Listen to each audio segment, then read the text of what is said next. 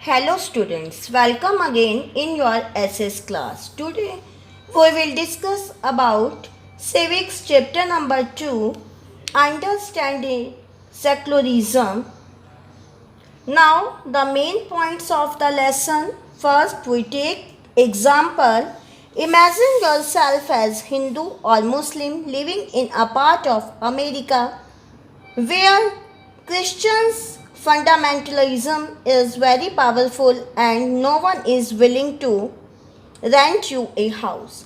आप एक कल्पना करें, आप हिंदू हैं या मुसलमान हैं और अमेरिका के एक पार्ट में रहते हैं जहाँ पे क्या है, क्रिश्चियंस का धर्म है और आपको वहाँ पर कोई भी घर देने को तैयार नहीं है. अब हम ये देखेंगे कि अंडरस्टैंडिंग जो सेकुलरिज्म है वो क्या है, धर्म निरपेक्षता. जो इंडिया है वो सेकुलर स्टेट है और इंडिया में सभी जो रिलीजन है वो एक समान माने जाते हैं. अब मैं आपको एक एग्जाम्पल के थ्रू ये समझाना चाह रही हूँ कि जो सेकुलरिज्म है वो क्या चीज़ होती है. How would this make you feel. जब आपको वहाँ पे मैंने बताया है कि अमेरिका में क्रिश्चियन धर्म है और अगर आप हिंदू या मुस्लिम हैं, आपको वहाँ पर कोई हाउस रेंट पे नहीं दे रहा है तो आप कैसा महसूस करेंगे.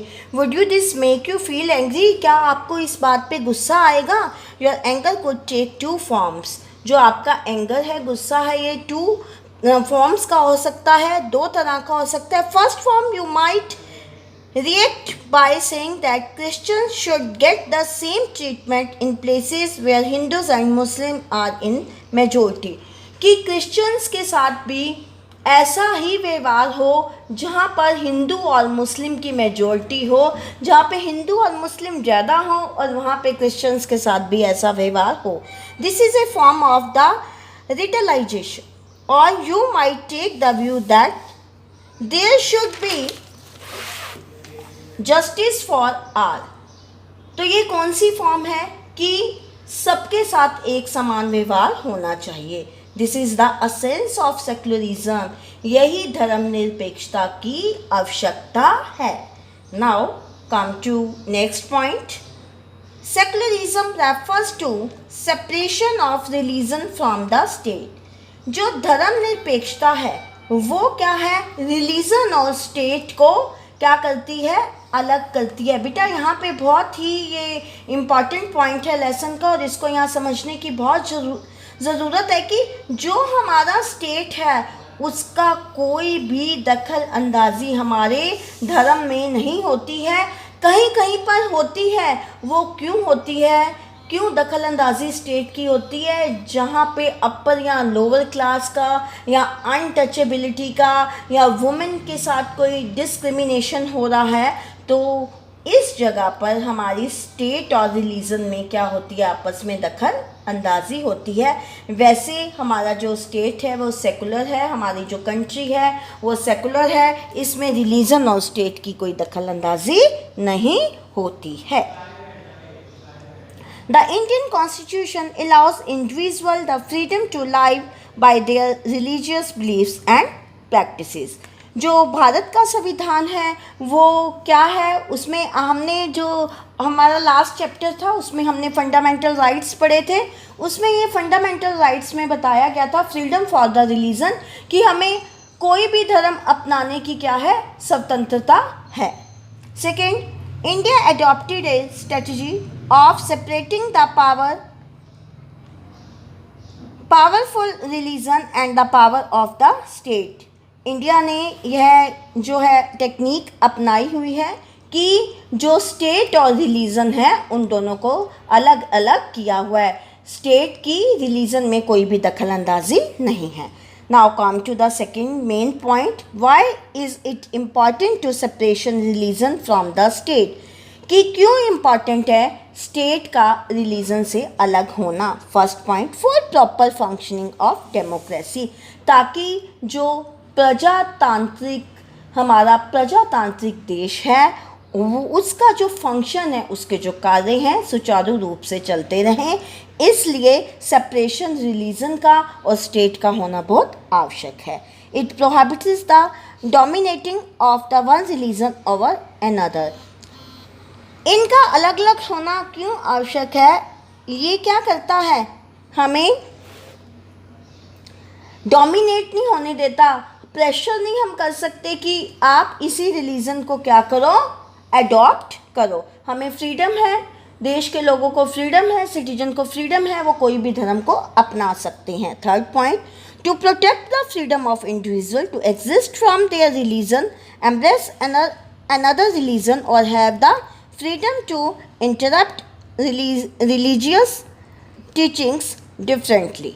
Now the third is very important point. What is Indian secularism?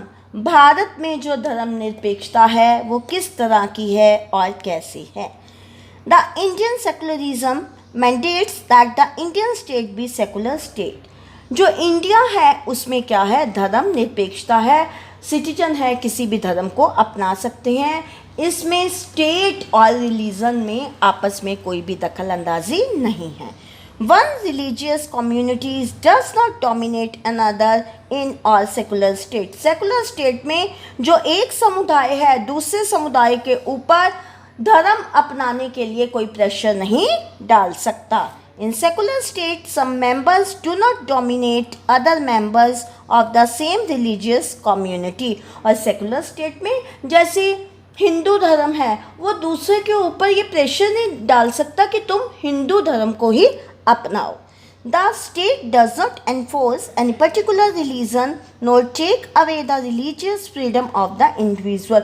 और जो स्टेट है, जो हमारी गवर्नमेंट है, वो भी किसी के ऊपर प्रेशर नहीं डाल सकती है कि आप इसी पर्टिकुलर धर्म को अपनाओ और दूसरे धर्म को छोड़ दो। जो इंडिविजुअल फ्रीडम है, प्रत्येक व्यक्ति को, प्रत्येक नागरिक को स्वतंत्रता है, वो किसी भी धर्म को अपना सकता है। The government schools can not promote any one religion. और हमारे गवर्नमेंट स्कूल में भी जो हम पढ़ाई करवाते हैं बच्चों को, जो स्टडी कराते हैं, उसमें हम ये बिल्कुल नहीं प्रेशराइज करते उन्हें कि वो एक ही पर्टिकुलर धर्म को अपनाएं। In order to respect the sentiments of all religions and not interfere with the religious practices, the state makes certain expectations for a particular religious community. सभी धर्मों की भावनाओं को ध्यान रखते हुए जो स्टेट गवर्नमेंट है, जो हमारी स्टेट जो है, स्टेट का मीनिंग हमारे यहाँ पे जो गवर्नमेंट है, उन्होंने कुछ रिलीजियस कम्युनिटीज़ के लिए कुछ रूल रेगुलेशन बनाए हैं। जैसे मैं यहाँ एग्जांपल देती हूँ, जैसे सिख धर्म में क्या होता है, जो सिख हैं वो सिर पे पगड़ी बांधते हैं, तो ये गवर्नमेंट ने अलाउ किया हुआ है कि अगर वो सिर पे उन्होंने पगड़ी बांधी हुई है तो अगर वो हेलमेट नहीं वियर करते तो इसमें कोई क्या है, ऐसी बात नहीं है। Number 2, the Indian secularism works to prevent the domination of majority religions over minority. और यहाँ पर ये भी नहीं है कि अगर हिंदू मेजॉरिटी में है तो वो मुसलमानों से ये कि नहीं तुम भी हिंदू धर्म को अपनाओ, नहीं। यहाँ पे इंडिया में पूरी ये स्वतंत्रता है कि वो किसी भी धर्म को अपना सकते हैं। Difference between the Indian secularism and other countries secular, one religion does not dominate another. अब जो लास्ट पॉइंट है चैप्टर का वो ये समझने वाला है कि जो इंडिया है और जो अदर कंट्री हैं उनमें जो सेकुलरिज्म है, जो उसमें क्या डिफरेंस है हमारी कंट्री में और दूसरी कंट्री में। अब हम यूएस का एग्ज़ाम्पल लेंगे। वहाँ पे जो